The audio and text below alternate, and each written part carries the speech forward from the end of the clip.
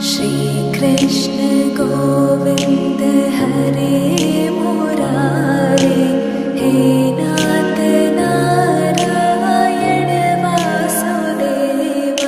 श्री कृष्ण गोविंद हरे मुरारे, हे नाथ। राधे कृष्णा ब्रिजमंडल 84 को इस यात्रा में आप सभी का स्वागत है। श्री कृष्ण गोविंद हरे मुरारे। चैतन्य महाप्रभु के अनुयायियों ने वृंदावन में वास करते हुए प्रभु साधना शुरू कर दी और यहाँ भगवान की लीला स्थलियों को पुनः प्रकाश करते हुए सप्त देवालयों की स्थापना की। इनमें सबसे पहला मंदिर है मदन मोहन जी का मंदिर। देखिए, आज हम अपनी यात्रा ऐसी जगह लेके आए हैं जो हमारे सनातन गोस्वामी जी की मेन जगह है। पहले तो मैं आपको बता देती हूँ, ये है मदन मोहन जी, जो मदन मोहन पुराने मदन मोहन जी हैं। वैसे सनातन गोस्वामी जी का बचपन का नाम संतोष था। उनको चैतन्य महाप्रभु ने ही सलाह दी थी कि आप वृंदावन जाइए और जो कृष्ण की कुछ जगह हैं जो अब विलुप्त हो गई हैं, उनको फिर से प्रकाश में लेके आइए। अभी विस्तार से हम इसकी कथा जानेंगे, समझेंगे क्या है। तो देखिए, ये वही यमुना जी हैं जो इस वक्त बाढ़ का स्वरूप ले चुकी हैं। कहने को तो मदन मोहन जी के दर्शन के लिए आई हुई हैं। एक दिन पहले मैंने यहाँ शूट किया और अगले दिन ही यहाँ पूरा नीचे तक पानी भर गया कि यहाँ पे नाव चलने के हालात आ गए।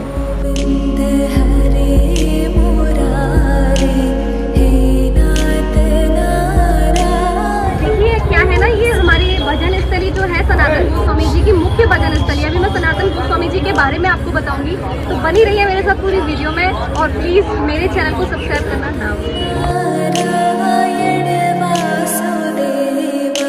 श्री कृष्ण गोविंद हरे मुरारे, हे नाथ नारायण। यवनों के आक्रमण के समय औरंगजेब ने सारे मंदिर तोड़वाने शुरू किए। तो राजा थे एक राजस्थान के जय सिंह, उन्होंने यहाँ से मूर्ति ले जाके राजस्थान में स्थापित कर दी। फिर वहाँ से ये मूर्ति करौली आ गई। तो आज भी जो हमारे मुख्य मदन मोहन जी की मूर्ति है वो करौली में स्थित है। तो एक उनकी तरफ ललिता सखी है, दूसरी तरफ राधा रानी है। तो कहा जाता है कि कमर से नीचे का भाग जितना भी है वो बिल्कुल साक्षात कृष्ण जी के रूप के ही है।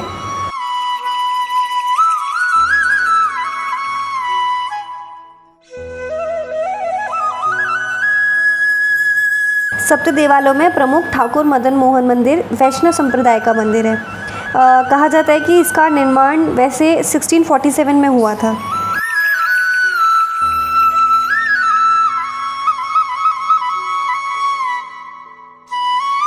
तो मदन मोहन मंदिर की एक कथा ये है कि हमारे जो कृष्ण भगवान थे, उन्होंने जब कालियानाग का वध किया था, तो जो यहाँ कालियानाग को उन्होंने जो मारा था, तो वो ठंड से कांप रहे थे यमुना जी में जाने के बाद।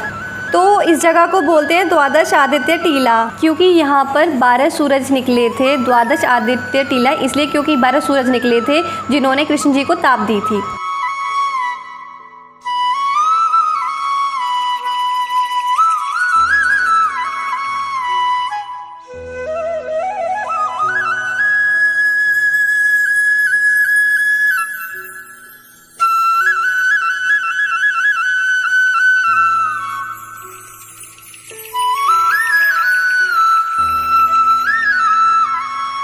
तो कालियानाग का वध करने के बाद वो यमुना जी में काफ़ी देर तक रहे थे। तो यमुना जी में रहने की वजह से उनको ठंड लग गई थी। तो राधा रानी ने आदित्य यानी कि सूर्य भगवान से प्रार्थना की थी कि प्रभु प्लीज़ प्रसन्न हुइए और हमारे जो कृष्ण कन्हैया है उनको थोड़ी सी ताप दीजिए, थोड़ी सी गर्मी दीजिए। तो यहाँ पे द्वादश मतलब कि 12, तो सूरज जी ने प्रसन्न होकर 12 अपने रूप यहाँ दिखाए थे और कृष्ण कन्हैया को ताप दिया था। तो जब कृष्ण कन्हैया को जो गर्मी मिली थी, उस वजह से इस जगह का नाम है द्वादश आदित्य टीला।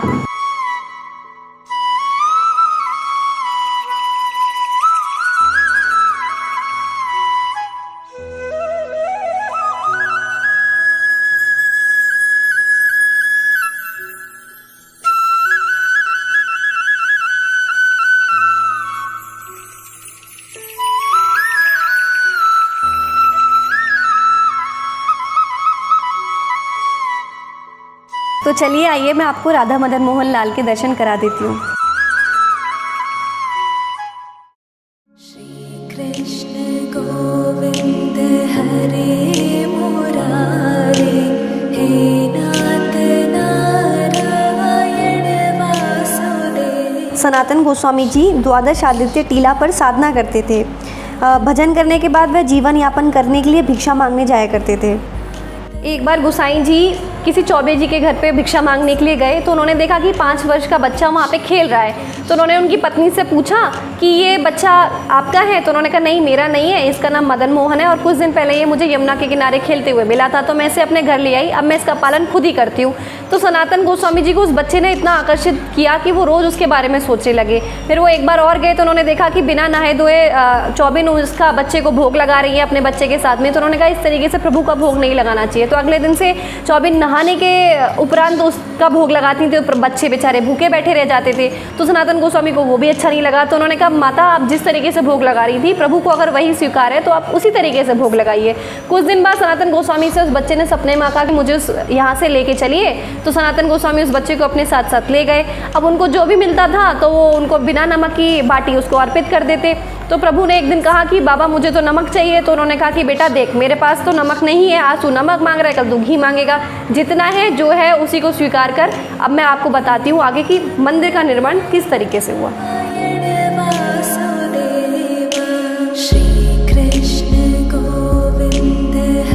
एक बार कृष्णदास नाम का व्यापारी यमुना पार कर रहा था तो उसकी नौका बीच में अटक गई। तो वो गोस्वामी जी के पास गया और उन्होंने कहा कि प्लीज़ मेरी मदद कीजिए, इस नौका को बाहर निकलवा दीजिए। तो उन्होंने कहा कि इस बच्चे से कहिए, ये आपकी नौका पार लगवाएगा। तो उन्होंने कहा इस बच्चे से कह दूँ? तो कहा हाँ जी कह दीजिए। तो उसने बच्चे से कहा और उन्होंने कहा इसके बाद जो मुझे लाभ मिलेगा, जो मैं मथुरा जाके इसको बेचने वाला हूँ और जो मुझे लाभ मिलेगा, उससे इसका मंदिर बहुत भव्य बनवाऊँगा मैं। तो वही हुआ, नौका पार हो गई। तो उस व्यापारी ने इतना भव्य मंदिर निर्माण करवाया।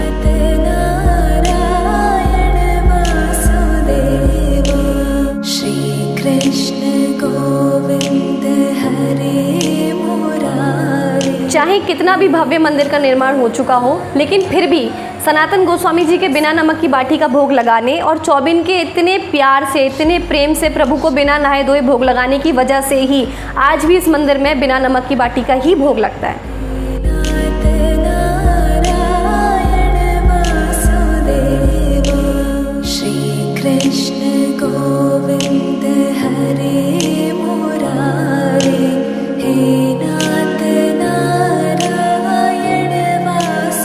देखिए आज हमने मदन मोहन जी कवर किया, कितने अच्छे से दर्शन किए। यहाँ हमें इंटरव्यू तो नहीं मिला, लेकिन हमने दर्शन किए, पूरी जगह भ्रमण की, उसके बारे में नॉलेज ली, पूरी जानकारी ली। तो आने वाली वीडियोस में भी मेरे साथ ऐसे जुड़े रहिए। वीडियो पसंद आती तो लाइक करना प्लीज़ ना भूलें। मेरे चैनल को सब्सक्राइब कीजिए और मेरे साथ ऐसे जुड़े रहिए। राधे कृष्ण।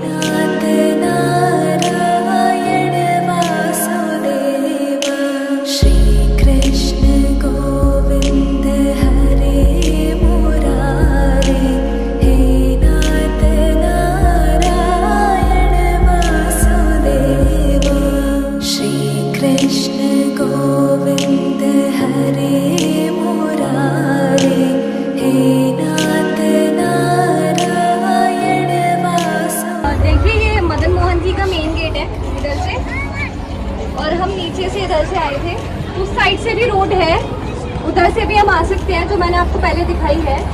और यहाँ से देखिए, ये अगर आप गाड़ी से आते हैं तो सामने पार्किंग भी है, यहाँ आप पार्क कर सकते हैं अपनी कार को।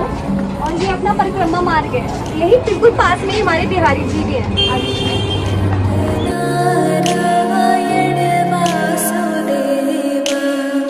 तो चलिए फिर मिलेंगे अपनी अगली वीडियो में नेक्स्ट थर्सडे को। तब तक के लिए राधे कृष्णा।